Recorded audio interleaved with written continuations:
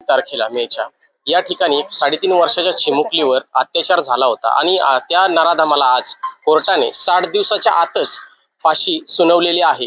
1200 पानाचं हे सगळं जे कागदपत्र आहेत हे पोलिसांनी चार्जशीट ही कोर्टात दाखल केलेली आहे. आपल्या बरोबर गावातले काही स्थानिक महिला आहेत. आज वटपौर्णिमेचा दिवस आहे. जसा सावित्रीला न्याय मिळाला तसा त्या लहान मुलीला आज न्याय मिळालेला आहे. आपण काय सांगाल याच्याबद्दल?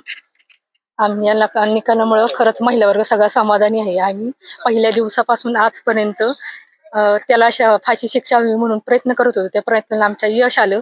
मी माननीय मुख्यमंत्र्यांचं, पोलीस खात्याचं, वकिलांचं, न्यायाधीशांचं सगळ्यांचं मी धन्यवाद देते. आपल्या बरोबर ज्यांच्या कॅमेऱ्यामध्ये संपूर्ण ही घटना रेकॉर्ड झाली आणि आरोपीला लवकरात लवकर पकडण्यासाठी मदत झाली अशा आपल्या बरोबर या महिला आहेत. आपण त्यांनाही विचारू, काय सांगाल तुम्ही याच्याबद्दल? आरोपीला फाशी झालीच पाहिजे आणि हितच झाली पाहिजे. त्यानंतर त्यांनी इतके दिवस का लावले हेच आम्हाला कळलं नाही. हे लवकरात लवकर निकाल लागला. मेन म्हणजे पोलिसांचे सगळ्यांचे मी आभार मानते की महाराष्ट्रामध्ये हा पहिलाच निकाल फास्ट ट्रॅकवर लागले गेलेला आहे.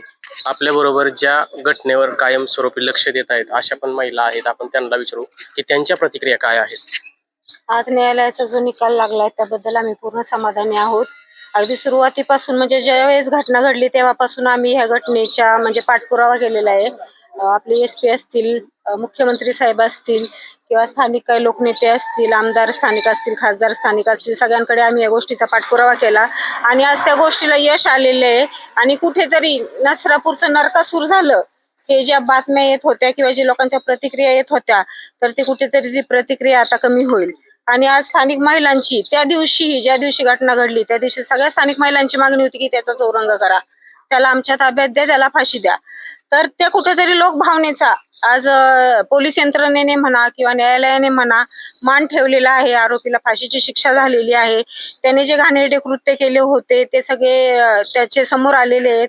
त्याच्या मुकलीवर अत्यंत पाशवी म्हणजे की तिच्या मृत्यूनंतरही तो तिच्यावर अत्याचार करत होता. ही फार भयंकर घटना होती. त्यामुळे त्याला फाशीशिवाय दुसरी शिक्षा होऊ शकत नव्हती. आणि त्याच्या वयाचा किंवा त्याच्या कुठल्या ह्याचा विचार पोलीस यंत्रणेने म्हणा किंवा न्यायालयाने केला नाही. त्याबद्दल आम्ही फार समाधानी आहोत. फक्त आता एकच मागणी आहे की ही अंमलबजावणी सुद्धा फास्ट ट्रॅक सारखीच व्हावी, की त्याच्या दयेच्या अर्जाचा कुठेही विचार होऊ नये. आणि निश्चितच आम्ही ह्याचा पण पाठपुरावा करणार आहे. आम्ही राष्ट्रपती, राज्यपाल यांच्याकडे या गोष्टीचा पाठपुरावा करणार आहे की त्याच्या अर्जावरती विचार होऊ नये म्हणून. आणि शक्ती कायद्याची अंमलबजावणी महाराष्ट्रात लवकरात लवकर व्हावी ही समस्त महिला वर्गाकडनं आमची एक म्हणजे मुख्यमंत्र्यांना म्हणा किंवा आपले पंतप्रधान आहेत नरेंद्र मोदी यांच्याकडे पण आमची हीच इच्छा आहे.